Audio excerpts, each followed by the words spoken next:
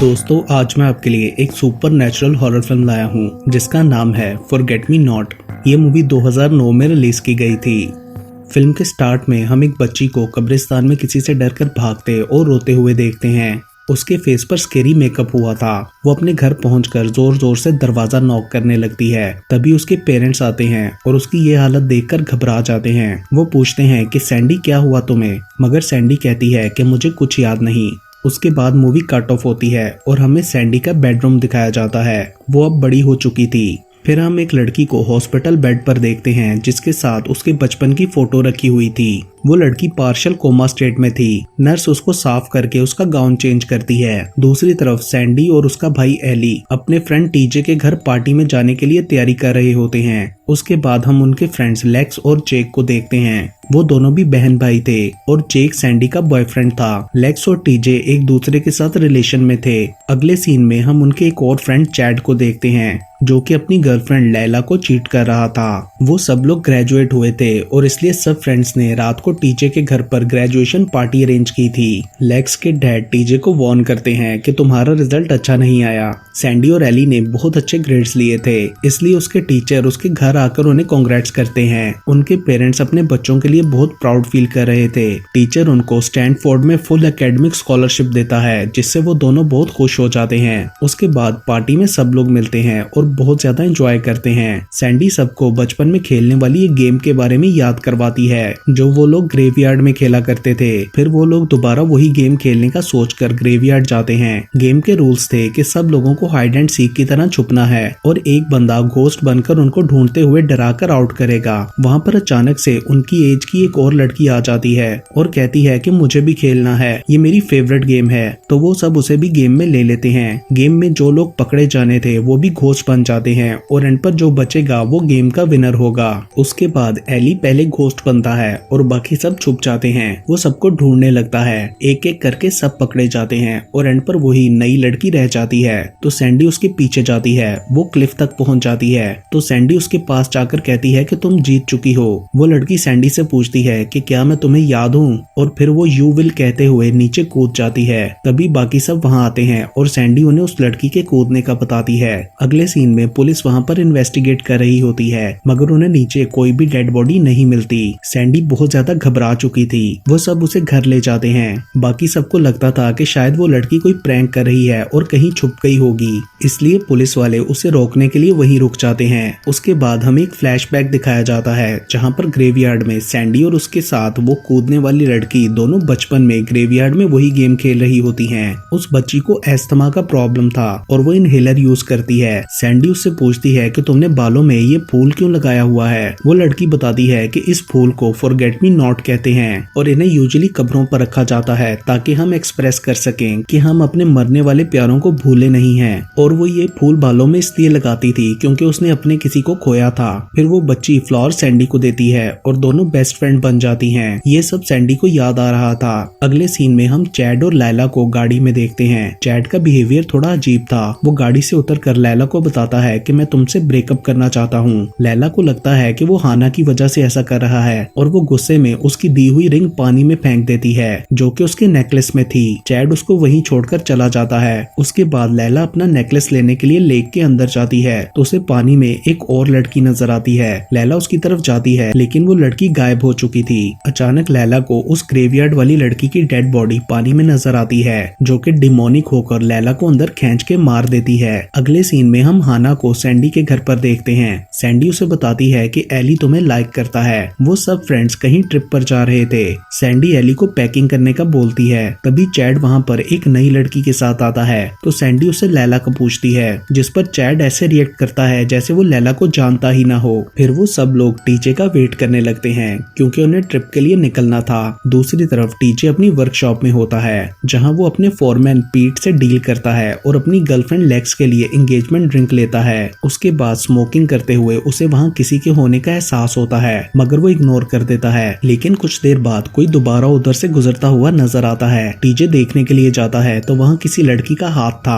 और फिर लैला सामने आती है जिसकी शक्ल डिमोनिक हो चुकी थी। टीजे उसे देखकर बहुत ज्यादा डर जाता है और उसका हाथ गलती से कटर में आ जाता है। टीजे उस कटर मशीन को रोकने की कोशिश करता है मगर उस ग्रेवयार्ड वाली लड़की का भूत आकर उसे कटर में डालकर मार देता है। उधर सैंडी बाकी सबसे टीजे की कोई बात करती है तो वो लोग ऐसे रिएक्ट करते हैं जैसे वो टीजे को जानते ही नहीं, बिल्कुल लैला की तरह। तो सैंडी अपने फोन से टीजे को कॉल करने लगती है मगर उसका कॉन्टैक्ट नंबर ही उसके मोबाइल में नहीं होता। तभी लेक्स को उसके डैड छोड़ने आते हैं। सैंडी उनसे उस लड़की का पूछती है तो वो कहते हैं कि अभी उसका कुछ पता नहीं चला। फिर वो सब फ्रेंड्स ट्रिप के लिए निकलते हैं। रास्ते में जेक एली के साथ रेस लगाता है और जीत जाता है। फिर वो लोग रास्ते में एक स्टोर पर रुकते हैं। सैंडी की तबीयत खराब होने लगी थी। उसे दोबारा से बचपन का फ्लैशबैक आता है जब वो सब लोग वही गेम खेल रहे थे। वहाँ वो बच्ची आकर सैंडी पर गुस्सा करती है कि तुम ये गेम अपने फ्रेंड्स के साथ क्यों खेल रही हो, ये तो सिर्फ तुम्हारी और मेरी गेम थी। तभी उस बच्ची के नाक से खून भी निकलने लगता है। उस बच्ची का नाम एंजेला था। फिर एंजेला वहाँ से भाग जाती है। तभी सैंडी प्रेजेंट टाइम में आ जाती है। जेक हाना से कहता है कि वो स्टोर में कैशियर को सेड्यूस करे ताकि वो लोग बियर चुरा सकें, मगर हाना ऐसा नहीं करती तो लेक्स ये करने के लिए मान जाती है। वो स्टोर में जाकर कैशियर का ध्यान भटकाने लगती है और बाकी सब लोग वहाँ से बहुत सारी खाने की चीजें चुरा लेते हैं। सैंडी को ये सब ठीक नहीं लग रहा था। वो सबसे पूछती है कि तुम लोगों को ये गलत क्यों नहीं लग रहा कि लेक्स टीजे को चीट कर रही है। लेकिन जेक पूछने लगता है कि ये टीजे कौन है, तुम्हारे साथ क्या मसला चल रहा है, जिस पर सैंडी को लगता है कि ये लोग जानबूझकर ऐसा कर रहे हैं। उसे कुछ भी समझ नहीं आ रहा था। दूसरी तरफ चैड भी अपनी गाड़ी में आ रहा होता है। उसे टेप में से अजीब सी आवाजें आने लगती हैं और अचानक उसे सामने एक घोस्ट नजर आता है जो कि लैला का था।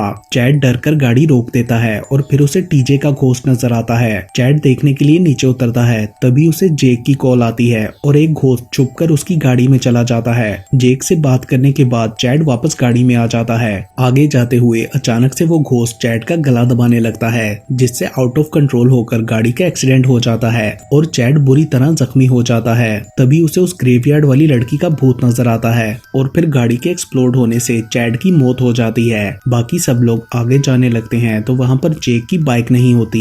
ये देखकर सैंडी को अजीब लगता है मगर जेक बोलता है कि उसने बाइक को घर पर छोड़ा था। सैंडी को कुछ समझ नहीं आता और वो लोग गाड़ी में बैठ जाते हैं। सैंडी देखती है कि गाड़ी में उन सबका रखा हुआ सामान भी नहीं है मगर सब उसको पागल समझ रहे थे। लेक्स और उसके बीच टीजे को लेकर बहस हो जाती है क्योंकि उसे लगता था लेक्स ने टीजे के साथ लड़ाई की है, मगर लेक्स बोलती है कि वो किसी टीजे को नहीं जानती। आगे रास्ते में सैंडी को चैड की टूटी हुई कार नजर आती है और वो गाड़ी रुकवाकर उसके पास देखने चली जाती है। सब पूछते हैं कि तुम्हें क्या हुआ है। सैंडी कहती है कि ये चैड की कार है मगर और कोई भी चैड को नहीं जानता था। वो सब लोग चैड को भी भूल चुके थे। वो सैंडी को पागल कह रहे होते हैं तो सैंडी खुद ड्राइविंग सीट पर बैठकर उन्हें टीजे के घर ले जाती है जहां उन्होंने उस रात पार्टी की थी। लेकिन वहां जाकर वो देखती है कि उधर कोई भी नहीं है और घर की हालत बहुत खराब है, जैसे वो सालों से बंद हो। जेक और एली भी उसके पीछे घर के अंदर चले जाते हैं। दूसरी तरफ लेक्स और हाना में सैंडी को लेकर बहस हो जाती है। लेक्स सैंडी के खिलाफ बोल रही थी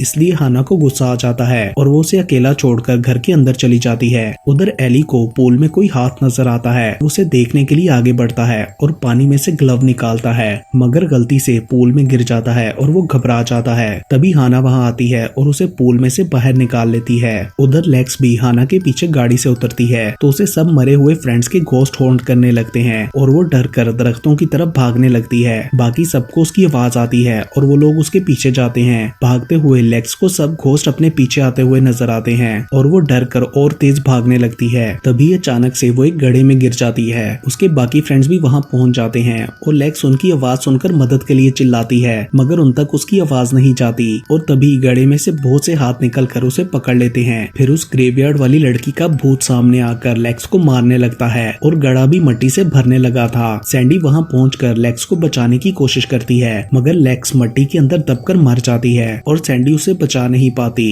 वो बहुत ज्यादा घबरा चुकी थी। बाकी सब वहां आकर पूछने लगते हैं कि तुम्हें क्या हुआ हुआ। उनको लेक्स के बारे में भी कुछ याद नहीं था। सैंडी उन्हें रोते हुए सब बताने लगती है, मगर किसी को कुछ भी समझ नहीं आता। तो सैंडी उन सबको पुलिस स्टेशन लेकर जाती है। तो वहाँ लेक्स के डैड जैक बहुत स्ट्रेंज बिहेव करते हैं और उस लड़की के बारे में पूछने पर वो बताते हैं कि उसका नाम एंजेला स्मिथ है और वो एक कॉन्वेंट में रहा करती थी। ये बताकर जैक कहते हैं कि केस क्लोज्ड है। तो सैंडी उन पर गुस्सा करने लगती है कि लोग गायब हो रहे हैं। उसके फ्रेंड्स उसे वहाँ से बाहर ले जाते हैं। सैंडी उनसे कहती है कि हमें कॉन्वेंट जाना है, मगर हाना बोलती है कि मैं तुम्हारे साथ नहीं जाऊंगी। सैंडी उसे चलने और एक साथ रहने के लिए मनाने लगती है। जेक कहता है कि तुम्हारे लिए वहाँ जाना जरूरी है, तो हम सब सुबह चले जाएंगे। और रात के लिए वो लोग पास के एक होटल में स्टे करते हैं। वहाँ पर एली सैंडी का मूड ठीक करने की कोशिश करता है और कहता है कि मुझे तुम्हारी हर बात पर यकीन है। हाना सैंडी के ड्रिंक में रिलैक्सिंग टैबलेट मिला देती है और जेक उसे सब भुलाकर आराम करने के लिए कहता है। थोड़ी देर बाद सैंडी सो जाती है और हाना एली के साथ बाहर पूल में जाती है। दूसरी तरफ सैंडी को सोते हुए पुराना ख्याल आने लगता है जब वो लोग बचपन में रात के वक्त ग्रेवयार्ड में वही गेम खेल रहे थे। उन सब ने घोस्ट वाला मेकअप भी किया हुआ था। सैंडी की तबीयत खराब हो रही थी। जेक उसे संभालने लगता है। सैंडी रूम की चीजें तोड़ रही थी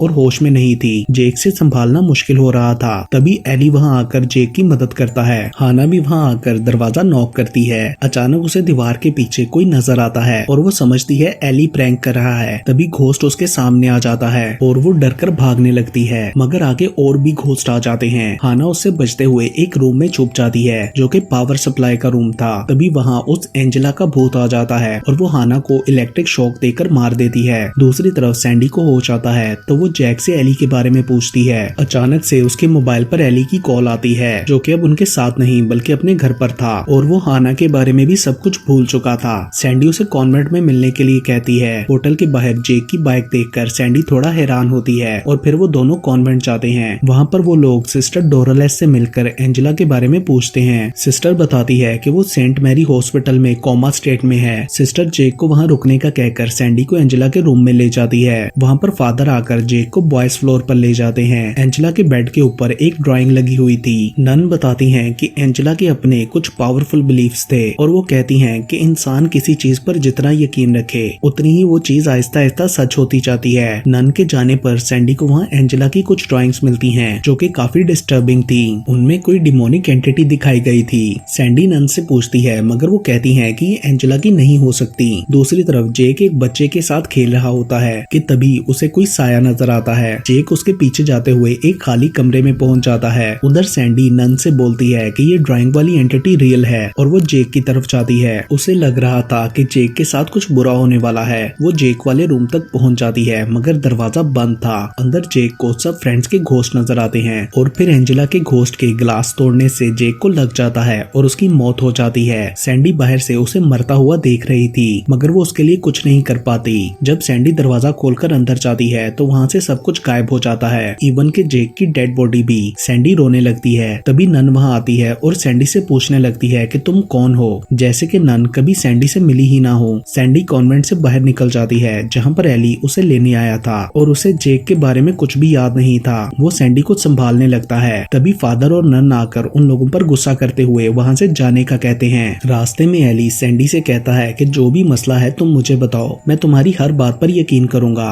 उसके बाद सैंडी उसे बचपन की उस गेम और एंजेला लड़की के बारे में याद करवाती है और बताती है कि लास्ट नाइट हम दोबारा अपने फ्रेंड्स के साथ वही गेम खेल रहे थे मगर ये ड्राइंग वाली एंटिटी उन्हें ले गई। ये डिमोनिक एंटिटी एंजेला और उस गेम के साथ कनेक्टेड है। सैंडी की बातों से एली को रियलाइज होता है कि सब कुछ उसी गेम की तरह हो रहा है और सैंडी कहती है कि इसको खत्म करने के लिए उन्हें घोस्ट यानी एंजेला को मारना होगा। उनके घर पहुंचने पर जैक वहां होता है जिसके साथ हॉस्पिटल वाले थे। उन सबको लगता था कि सैंडी के साथ कोई मेंटल प्रॉब्लम है और उसे ट्रीटमेंट की जरूरत है। वो लोग उसे सेडेटिव इंजेक्शंस लगाकर जबरदस्ती हॉस्पिटल ले जाते हैं। एली सैंडी के साथ जाता है और वो उसे चिल्ला चिल्ला कर कह रही होती है कि किल हर। सब लोग सैंडी को इमरजेंसी में ले जाते हैं और एली बाहर वेट करने लगता है। तभी अचानक से सारे घोस्ट सामने आकर उस पर अटैक करके मार देते हैं। अंदर सैंडी बार बार एली का नाम ले रही थी मगर उसके पेरेंट्स अपने बेटे एली को भी भूल चुके थे। वो समझते हैं कि सैंडी अपने किसी दोस्त के बारे में बात कर रही है। नींद में जाते हुए सैंडी एंजेला का नाम लेती है और डॉक्टर कहती है कि वो तो इसी हॉस्पिटल में एडमिट है। उसके बाद नींद में सैंडी को ख्याल आता है कि उन्होंने बचपन में एंजेला के साथ एक स्केरी प्रैंक किया था। उसके सब फ्रेंड्स और उसने स्केरी मेकअप करके एंजेला को डराया था। उसे अस्थमा का अटैक आ गया था और डरकर भागते भागते हुए वो कॉन्वेंट के दरवाजे से टकराकर गिर गई थी। तब उसे सीजर्स अटैक आए थे और सब लोग उसे छोड़कर वहाँ से भाग गए थे। तभी नन डोरोलेस ने बाहर निकलकर एंजेला को संभाला था। उसके बाद सैंडी को होश आ जाता है और वो इस सबको खत्म करने के लिए एंजेला के रूम में उसे मारने के लिए जाती है और उसकी लाइफ सपोर्ट हटा देती है ताकि वो मर जाए। लेकिन रूम से बाहर आने पर भी वो नोटिस करती है कि एंजेला जिंदा है क्योंकि उसके वाइटल्स चलने की आवाज आती है। वो वापस जाकर देखती है कि एंजेला अपने बेड पर बैठी है। तभी सैंडी के पीछे उसके फ्रेंड के घोस्ट लग जाते हैं और वो हॉस्पिटल की छत पर पहुंच जाती है जहां उसे एंजेला के बचपन का विजन आता है जिसने फॉरगेट मी नॉट फ्लावर्स का बुके पकड़ा होता है। वो छत के एज पर ले जाकर बुके सैंडी को देती है और फिर डिमोनिक शक्ल में आकर सैंडी को डराती है। सैंडी डरकर छत से नीचे गिर जाती है। एंड के सीन में हम देखते हैं कि एंजेला मिरेक्युलसली कोमा से बाहर आ चुकी है और बिल्कुल ठीक है। दूसरी तरफ सैंडी अब कोमा में जा चुकी थी और एंजेला की तरह लाइफ सपोर्ट पर थी। इस मूवी से हम ये कंक्लूड करते हैं कि बचपन में एंजेला ने उस डिमोनिक एंटिटी को अपना दोस्त बना लिया था और फिर वो सैंडी और उसके फ्रेंड से एंजेला का बदला लेती है और इसके साथ ही ये मूवी यहीं पर खत्म हो जाती है।